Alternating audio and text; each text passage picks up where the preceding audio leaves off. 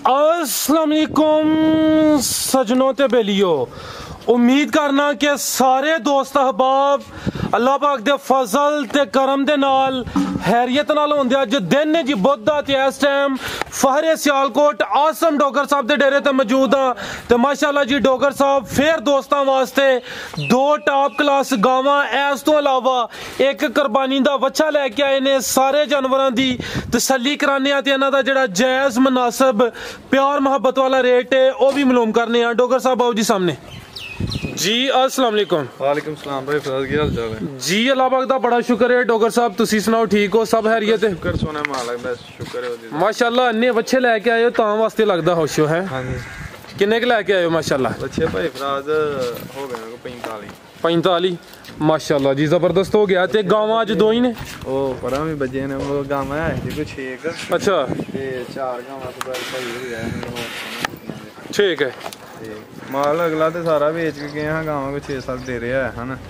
ते और लाहौर मेहमान आए हैं, उन्होंने दित्तियां जे गावां। चलो माशाअल्लाह जी, अल्लाह ज़ात मजीद तरक्की अता फरमाए। दोस्तों नू फिर अपना ते डेरे दा भी तारफ करवा दियो। तहसील दसका, जिला सियालकोट, गांव पीरो चक। कराइए शौक? हां जी ठीक है जी भाई, सबर लैके आओ। गावां दो ने, दोवें गब्बन ने, एक बच्चा शामिल करा दे। इस तो अलावा डेरे ते कोई 40-45 जेडे कुर्बानी दे बच्चे ने, खूबसूरत जानवर ने मौजूद ने। मैं कैमरा मार के जरा दोस्तों को थोड़ा चेक करा दिना कि दोस्त इत्थे डेरे ते आके कुर्बानी दा जानवर भी जेड़ा है वो खरीद सकते हैं जी। भाई सबर साहब लैके आओ जी। गां नंबर 1 भाई फराज दूसरा सुरादारी ने सुना है। लो जी दोस्तों चेक करो माशाअल्लाह, खिला रहे हो जरा थान वेखने साहब, खिलारो थान चेक कराओ फराज साहब, किड्डा पावर वाला थान माशाअल्लाह। वैडिंग पावरफुल मज्जां ले मोटे सोहने थान लगे ने जी। दूसरा सुआ सोना है। गां नंबर 1 मुकम्मल जिसम दोस्तों वेख बड़ी सौसील है। तोरो भाई थल्ले बैठ ना भाई तो। हां भाई सब टोरे जरा उधर नु। तो दोस्तों चेक कर लो जी दूसरा। थल्ले बैठ रहो। हां ठीक है।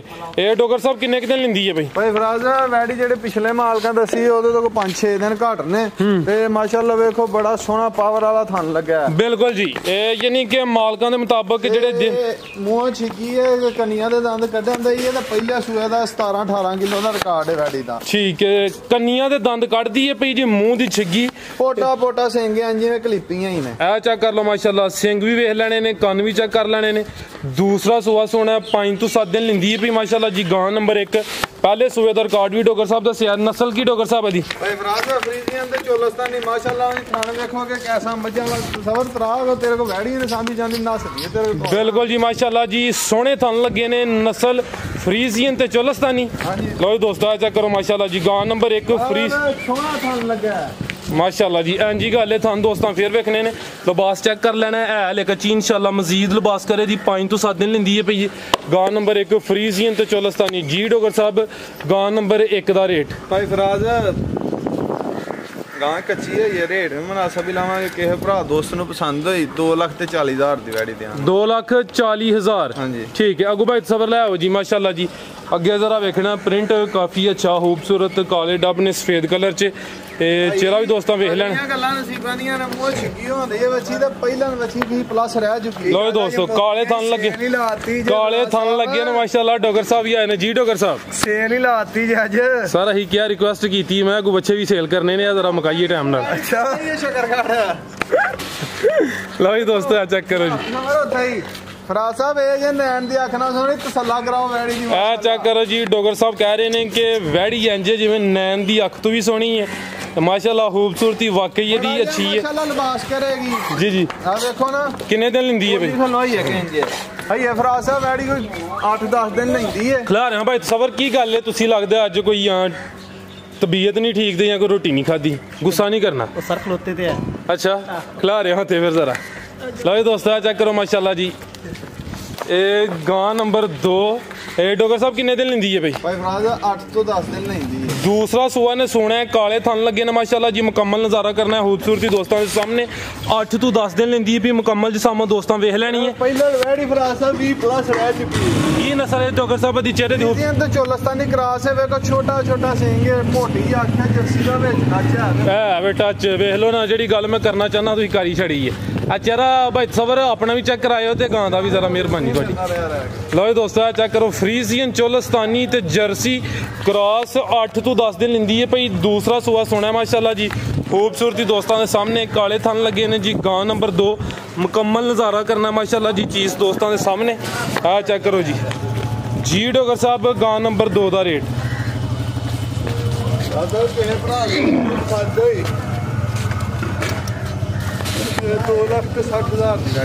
2,60,000। मेहनत वाह करते हो, कोशिश करा करो कोई नींदर भी थोड़ी पूरी होइए करे। औखी होई है चलो हुण ईद तक वाकई काम कोई औखा ही लगता है मैनू, क्योंकि हुण मेहनत करनी पैनी है। अच्छी गल है, मेहनत करनी चाहिए है। बच्चा एक ही है जो वीडियो च पाना, लेकिन होर भी काफ़ी जानवर जो ना मौजूद ने। की नस्ल है डोगर साहब बच्चे की? साहीवाल ही नहीं बिच कोई क्रॉस है देसी का कि नहीं? लो जी दोस्तों साहीवाल पुट्ठा दा चेक करना है, बन चेक करनी है। देसी दूसियां वलाती अपने कोलों जिन्ने मर्जी ला लईए। पर हला प्योर साहीवाल। किन्ने दंद है भाई? फराज होंदा है ला रहा भाई। है भी कोई शरीफ ही लगता पे भाई। सबर मार रहा तो नहीं किधर? बच्चा मतलब अमीर हमजा बेटा, इसको पकड़ना जरा, ये पकड़ो इसको। ये देखे ना, ये हमारा टीन वाला बच्चा, ये पकड़ के घूमता रहे। कोई छोटा जा बच्चा भी फड़ के फिरता रहेगा ना। अमीर भाई लवाया चक्कर, शरीफ बच्चा है, चेक शरीफ है देखो। और भाई छोटा बच्चा फराज साहब फड़ के फिरता रहे। साहीवाल नस्ल है, ये नस्ल ही नहीं का कहने वाली। ठीक है भाई। ए भाई सबर आओ जी। यही बच्चा कोई भी बच्चा साडा भावे कोई छोटा बच्चा फड़ के जमदा बच्चा फड़ के फिरता रहे ना, साडा बच्चा लत नहीं मारेगा नहीं। जिंदाबाद डोगर साहब। दोंदा दसिया जे? हाँ जी। तो दोस्तों बच्चा एक ही शामिल किया, बच्चे और भी है दोस्त चेक कर सकते हैं जी।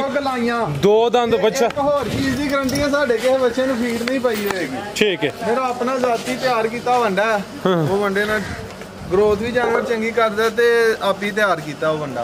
ਉਹ ਤੁਹਾਡਾ ਇੰਟਰਵਿਊ ਕਰਨਾ ਹੈ ਸ਼ੁਰੂ ਜੀ ਤੋਂ ਇੱਕ ਇੰਟਰਵਿਊ ਦਿੱਤਾ ਸੀ ਬੜੀਆਂ ਧੁਮਾਨੇ ਹੁਣ ਇਨਸ਼ਾਅੱਲਾ ਫਿਰ ਬਰਕਤ ਫੀਡ ਦਾ ਹੀ ਤੇ ਵੰਡਾ ਮੈਂ ਆਪ ਹੀ ਤਿਆਰ ਕੀਤਾ ਆਪਣੇ ਬੱਚਿਆਂ ਜੋਗਾ। ਪੱਕੀ ਗੱਲ ਹੈ? ਹਾਂਜੀ ਚਲੋ ਇੰਟਰਵਿਊ ਕਰਨੇ ਆ ਨਾ ਤੁਹਾਡਾ, ਫਿਰ ਨਿਚੋੜ ਕੱਢਨੇ ਆ ਤੁਹਾਡਾ ਵੀ।